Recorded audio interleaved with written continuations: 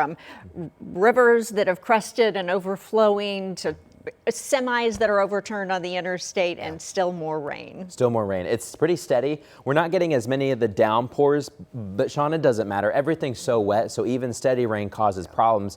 And we're really watching that river flooding. Yeah, we've got river flooding. We've got flash flooding. Yeah. And we're not done. No. Yeah. And we may have another complex tomorrow, possibly again on Sunday here. So let me give you the overview of the radar. Matt will go into a little more detail on radar and forecast here. So show you what we have. So we got the flash flooding that's going on there north of Indy. Those are all flash flood warning polygons. Heavy thunderstorm cluster there entering Terre Haute. That's not severe, but that's an area that hasn't been hit much this morning, and as that thing tracks toward the southeast, we're probably going to get some additional flash flooding, and it won't take a lot because the rain rates with those heavier pockets showing over 3 inches per hour rain rates.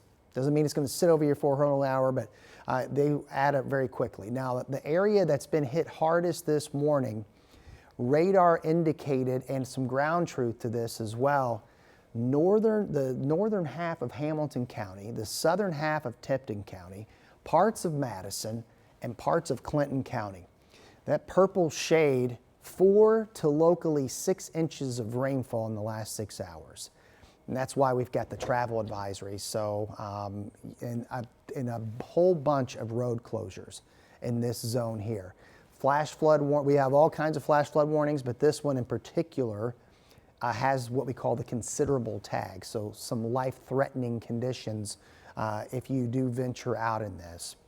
Muncie under a flash flood warning, Crawfordsville and Lafayette. A lot of these are going to go until 8:30. Some of them are going to go until noontime here.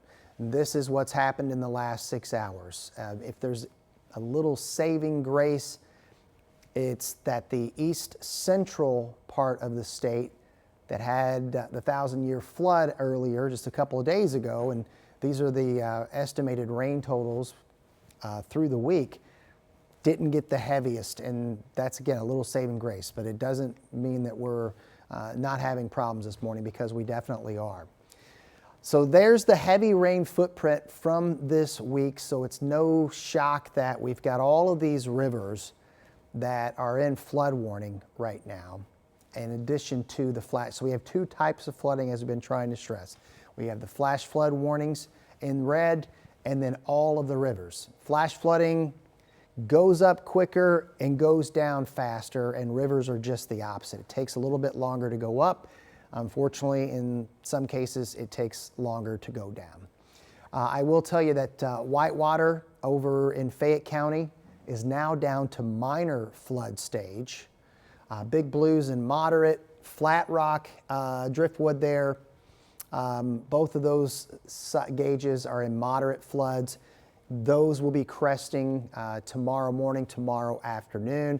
Obviously, the White River remains major flood stage. Get a little bit closer here.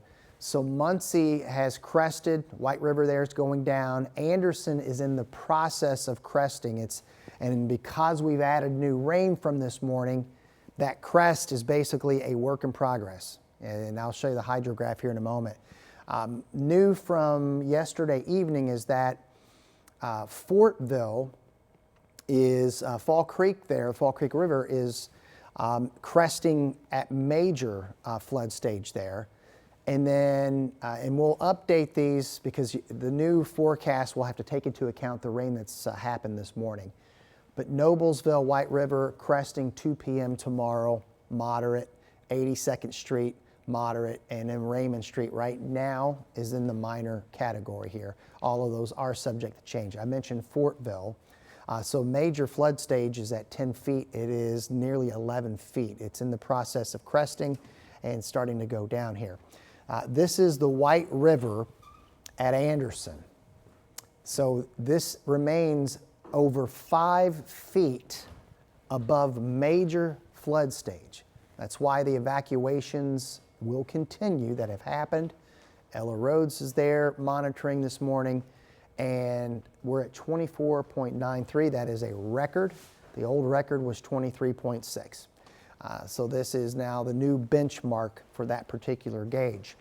So Noblesville in moderate, and that crest is going to be happening tomorrow at roughly about 19 feet. And that usually, historically, that does cause some evacuations in Noblesville. All right, so that's what's happened over the last 48 hours. We'll get it over to Matt with an uplook. Unfortunately, Matt, we've got to deal with some issues over the weekend, and we've got some traffic issues right now too. We got a lot of issues, Sean. We need to sort them out. We have issues. We have issues, and you guys know it as well.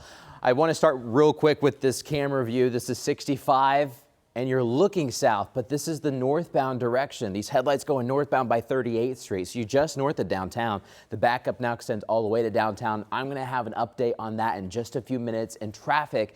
In the meantime, I do want to show you the forecast for the rest of the day. Sean's been talking about the rain, where it is now, and talking about the river flooding and how that's all connected. I do want to dive in a little bit more when it comes to the flash flooding that's active right now, because you kind of have there's almost 3 different types of flooding. You have the flash flooding, where additional heavy rain brings waters high and eventually goes down pretty quickly too, but the process is just fast. Then you have this just aerial flooding that's out there. We still are just flooded out across much of central and east central and north central Indiana.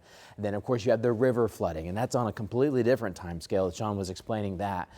But adding more rain is not helping. I will say, it's not necessarily, for some rivers, you may not see another peak.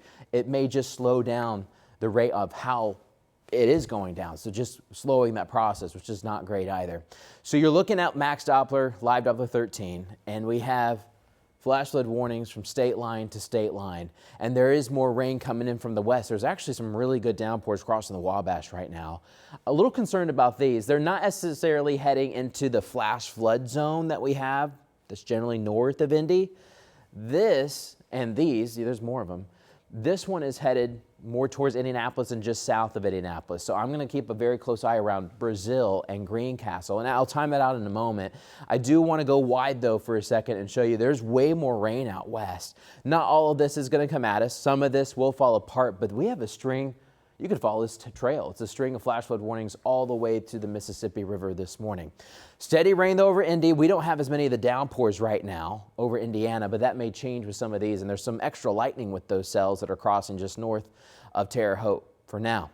We do have enough rain though to cause the flash flooding. We do have a considerable flash flood warning until 12:30. That includes most of Tipton County, the northeast corner of Hamilton, eastern Clinton County, and into Madison County as well. And this is where we've been sending our crews this morning because of all the rain that's been falling. There's a bullseye in northern Hamilton County, for example, where we're getting estimates above 5 inches. But this morning, Anna, we've been talking about evacuations, and we've been talking about a lot of rain in Anderson too. They've already gotten an additional 2 inches just in the past few hours.